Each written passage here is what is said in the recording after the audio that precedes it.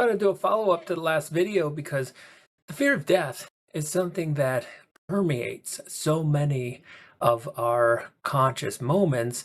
And at the same time, it's also, this is the irony I was trying to point out in the last video, death isn't what we think it is. And ironically, the death of the ego is something that we actually strive towards in our meditative practices. And so how can we be afraid of the very thing that we're moving towards in our meditation and spiritual practices?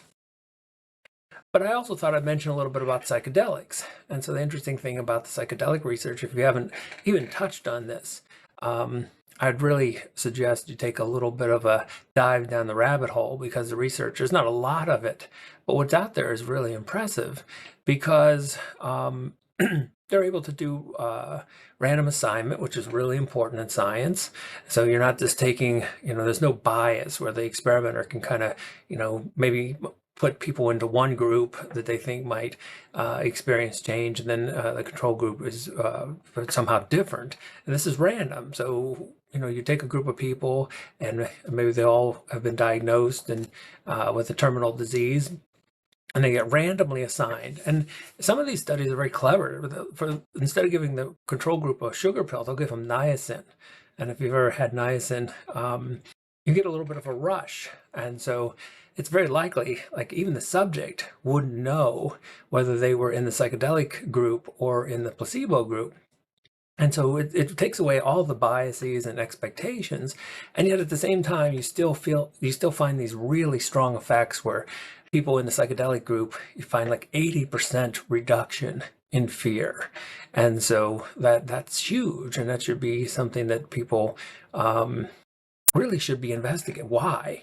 Well, actually, the idea behind it isn't that complex. And I mean, we don't know for certain. We don't know anything for certain in terms of knowledge and thinking.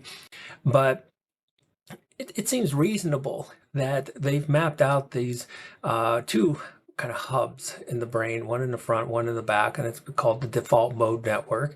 And it seems to be something that activates when we go inward and when we're focused on the mind and thinking about the past and the future. And these shut off when we become mindful, when we start focusing on the task. Well, they also shut off when people take psychedelics. And so really what happens when people take psychedelics is it just shuts down the thinking mind.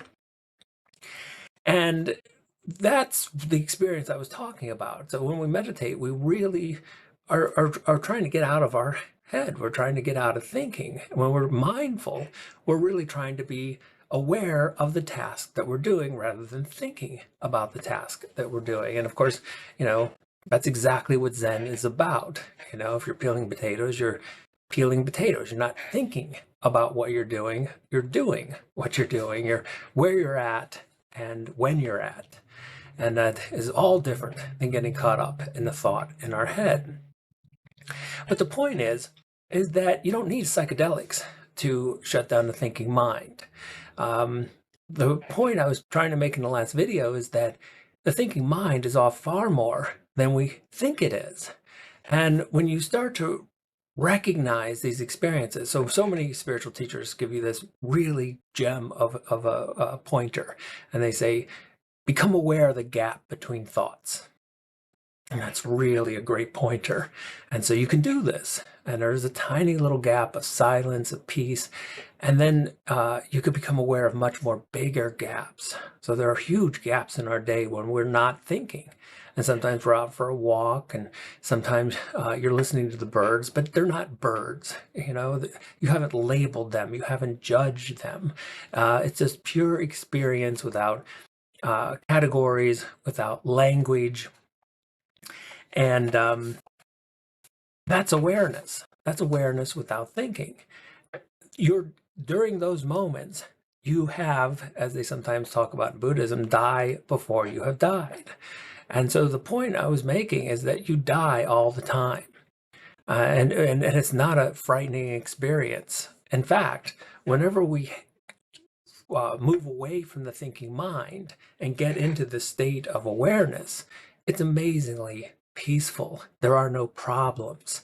And of course, that's the very thing people are going for when they meditate. But the point is that nothing real ever dies. Only the ego does. Only the thinking mind dies.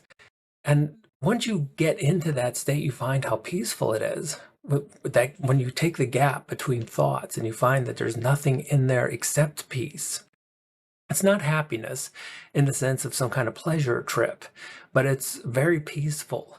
And when you find that, that is the thing that's real, and nothing real ever dies. So just the ego, and there's really nothing to cling to with it except the ego desperately trying to cling to its own existence.